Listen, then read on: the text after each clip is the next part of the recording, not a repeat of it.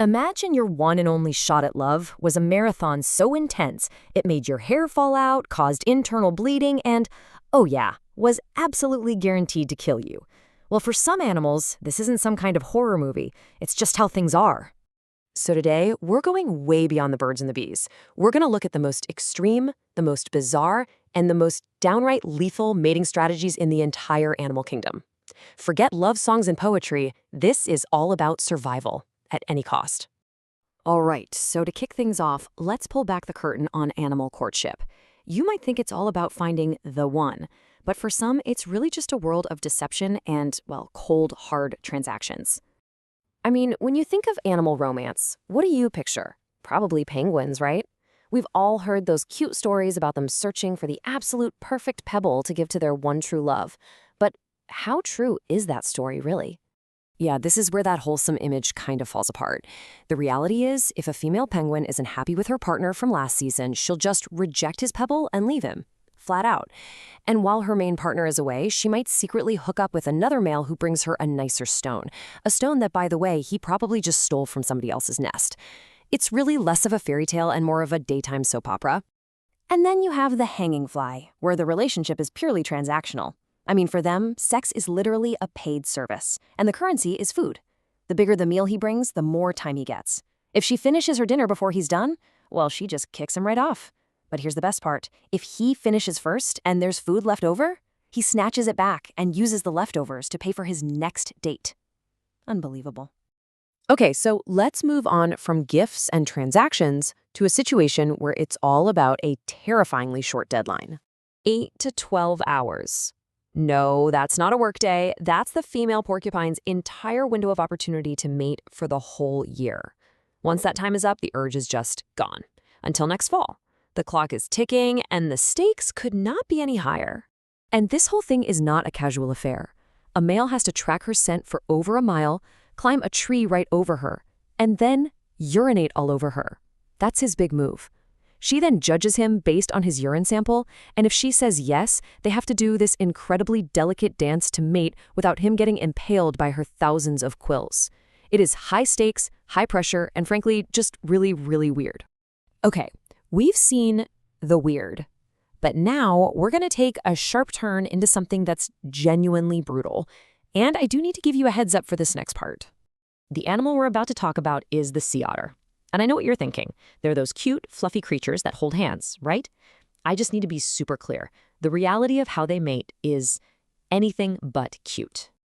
The whole process is incredibly violent. A male sea otter will bite down on a female's nose and face, holding on so hard it often leaves permanent scars.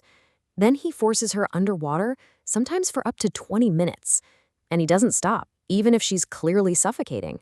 This aggression is so extreme that male otters have been seen doing the exact same thing to baby harbor seals with fatal results. And the consequences of this are absolutely lethal. For female sea otters, mating isn't just unpleasant, it's deadly. A staggering 1 in 10 females does not survive the encounter. It's a shocking, brutal reality hidden behind one of nature's most beloved faces. And if you thought that was dark, we are now entering a realm where death isn't just a risk of mating, it's the entire point. So, meet the Antechinus. It's a small marsupial whose life ends in the most hardcore way you can possibly imagine. For a 3-week period, the males enter this mating frenzy. They stop eating, they stop sleeping, they stop drinking. Their only focus is mating. And this floods their bodies with so much stress hormone that their immune systems just collapse. They start bleeding internally, their hair falls out, their bodies literally fall apart while they are still alive, desperately trying to mate one last time before they die. Every single male dies this way. Okay, for our final animal, we need a quick anatomy lesson. The key to understanding the fate of the male drone bee is this one term, the endophallus, because what it does is as dramatic as it is final. That's right, it explodes. When a drone bee finally mates with the queen, high up in the air, the act of delivering the sperm is so powerful, so violent, that his entire reproductive organ explodes, which ruptures his abdomen. He then just falls out of the sky, dead. So you see, a drone bee's life is a true lose-lose situation. He's born from an unfertilized egg, he does zero work in the hive, he exists for one single purpose. If he succeeds in mating with the queen, he dies an explosive death. And if he fails, well, as soon as mating season is over, he and all the other unsuccessful drones are kicked out of the hive to starve. Success is death. Failure is death. So, after all of that, the deception, the violence, the suicidal sacrifice, what are we supposed to take away from all this?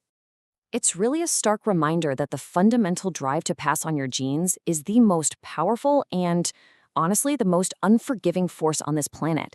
For these animals, romance is a luxury they just can't afford. There's only the brutal biological need to reproduce, no matter what the price is. And that leaves us with a pretty heavy question to think about. When an animal dies in the very act of creating new life, is that the ultimate biological success story? Or is it simply nature's ultimate tragedy? That's one to chew on.